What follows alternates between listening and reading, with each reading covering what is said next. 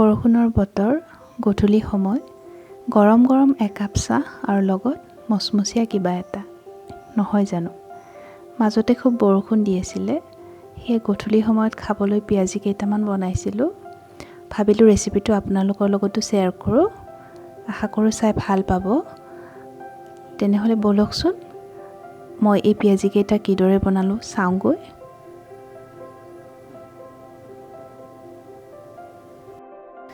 মই পিয়াজি বনাবৰ বাবে 4টা মিডিয়াম সাইজৰ পিয়াজ লৈ লৈছোঁ।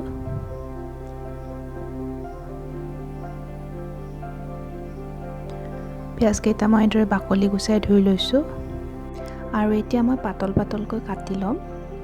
পিয়াজি বনাবৰ বাবে পিয়াজকেইটা যিমান পাতলকৈ কাটে, পিয়াজিটো খাবলৈ সিমানেই ভাল হয়।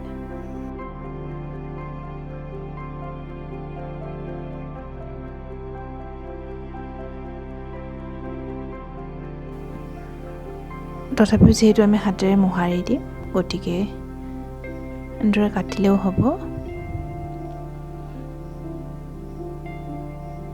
এইদৰে মই গোটেইখিনি পিঁয়াজ কাটি লৈছোঁ।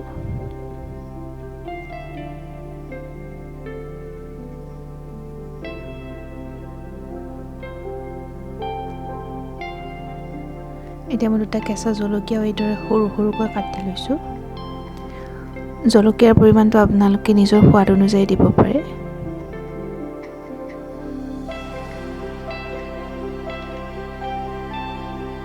এতিয়া কাটি লোৱা পিঁয়াজখিনি মই পাত্ৰ এটাত লৈ লৈছোঁ আৰু এইখিনি এইদৰে মই হাতেৰে ভালদৰে মোহাৰি দিম। পিঁয়াজখিনি এইদৰে মোহাৰিব লাগে যাতে এটা আনটোৰ পৰা পৃথক হৈ যায়, কিন্তু পিঁয়াজখিনি ভাঙি যাব নালাগে। আৰু যিমানে মোহাৰিম আমি, পিঁয়াজিটো খাবলৈ সিমানে ভাল হয়। এতিয়া মই অকণমান নিমখ দি দিছোঁ ইয়াতে।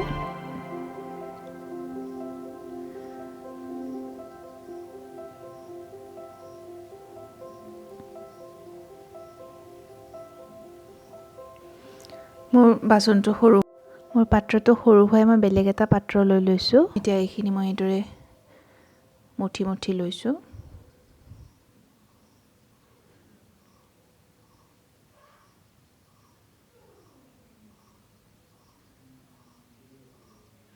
এতিয়া এইখিনি মই 5 পৰা 7 মিনিট সময় ঢাকি ৰাখিম।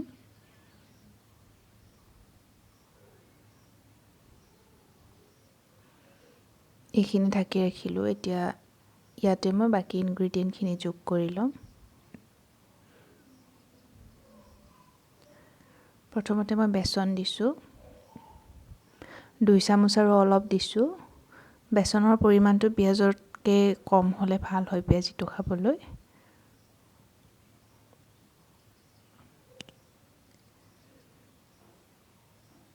এতিয়া ইয়াত মই চাউলৰ গুড়ি দি দিছোঁ,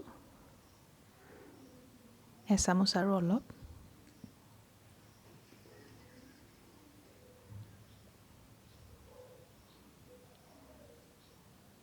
ইয়াত মই কৰ্ণফ্ল'ৰ দি দিছোঁ। কৰ্ণফ্ল'ৰটো আপোনালোকে যদি নাথাকে বা দিব নিবিচাৰে নিদিলেও হ'ব, যিহেতু পিঠাগুড়ি দিয়া গৈছে। এতিয়া হালধি আৰু ৰঙা জলকীয়াৰ গুড়ি দি দিছোঁ অলপ, আৰু গোটেইখিনি ভালদৰে সানি লৈছোঁ। যদি প্ৰয়োজন হয় অলপমান পানী দিব পাৰে, কিন্তু বেছি পানী দিব নালাগে। পিঁয়াজৰ ৰসতে এইখিনি ধুনীয়াকৈ পেষ্ট হয়। এয়া মোৰ পিঁয়াজিৰ মিশ্ৰণটো ৰেডি হৈছে। এতিয়া মই কাটি লোৱা কেঁচা জলকীয়াখিনি দি দিছোঁ আৰু গোটেইখিনি ভালদৰে সানি লৈছোঁ।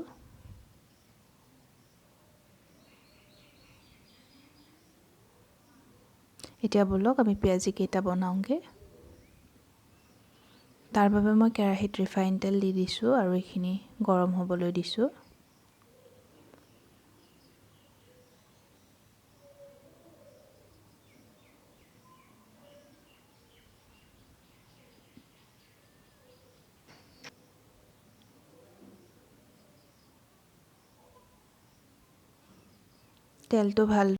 তেলখিনি ভালদৰে গৰম হৈছেনে চাবৰ বাবে এডোখৰ পিঁয়াজ মই তেলত দি দিছোঁ। পিঁয়াজডোখৰ যদি ওপৰলৈ উঠি আহে তেনেহ'লে তেলখিনি গৰম হৈছে। পিঁয়াজি বনাবৰ বাবে এইদৰে অকণমান মিক্সাৰ লৈ ল'ব আৰু এনেদৰে চেপেটা কৰি দিলে হ'ল। দেখিছেনে? এতিয়া মোৰ পিঁয়াজডোখৰ ওপৰলৈ উঠি আহিছে, তাৰমানে তেলখিনি গৰম হৈছে। এতিয়া ইয়াতে মই এটা এটাকৈ পিঁয়াজিকেইটা দি দিম। একেলগতে বহুতকেইটা পিঁয়াজি দিব নালাগে, যিমানখিনি ধৰা যেন হয় তেনেকৈ দিব। এতিয়া এইখিনি মই মিডিয়াম ফ্লেমত ভালদৰে ভাজি থাকিম, যাতে দুই চাইড ধুনীয়াকৈ ৰঙা হৈ যায়।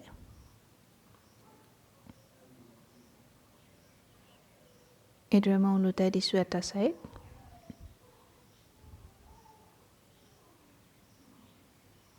এইদৰে 4 পৰা 5 মিনিটমান মিডিয়াম ফ্লেমত ভাজি থাকিলে আমাৰ পিঁয়াজিকেইটা ৰেডি হ'ব। আৰু ফ্লেমটো মিডিয়ামত ৰাখিলে পিঁয়াজিকেইটা খাবলৈ বেছি মচমচীয়া হয়। এতিয়া পিঁয়াজিকেইটা দেখিছে ধুনীয়া কালাৰ হৈছে, আৰু অলপ সময়ৰ পিছত এইকেইটা হৈ যাব।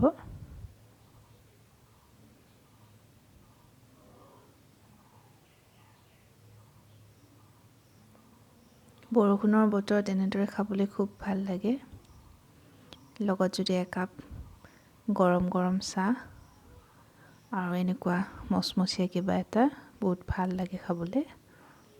আৰু অতি সহজে বনাব পাৰি এইখিনি। এতিয়া এইখিনি হৈ গ'ল, মই আৰু কেইটামান দি দিছোঁ। আৰু এনেদৰে এইকেইটা মই দুই চাইড ৰঙচুৱা হোৱালৈকে ভাজি লৈছোঁ। এতিয়া মোৰ পিঁয়াজিকেইটা হৈ গ'ল। এতিয়া মই পিঁয়াজিকেইটা নমাই লৈছোঁ এখন প্লেটত।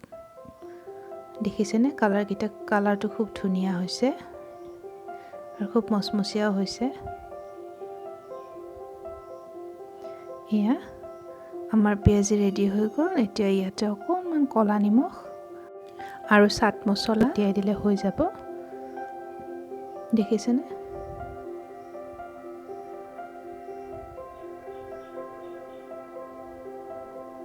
এতিয়া এই গৰম গৰম পিঁয়াজিৰ লগত একাপ গৰম গৰম গাখীৰ দিয়া চাহ আৰু গধূলিৰ বাবে সুন্দৰ আয়োজন। এনেদৰে একাপ গৰম চাহৰ লগত যদি এনেকুৱা গৰম গৰম কিবা এটা হয়, তেনেহ'লে বৰষুণৰ বতৰত আমেজেই সুকীয়া। আপোনালোকেও এনেদৰে বনাই খাব, খুব ভাল লাগে খাই। আৰু ভিডিঅ'টো যদি চাই ভাল লাগিল, লাইক শ্বেয়াৰ কমেণ্ট কৰিব, লগতে চেনেলটো ছাবস্ক্ৰাইব কৰি দিব। Thank U.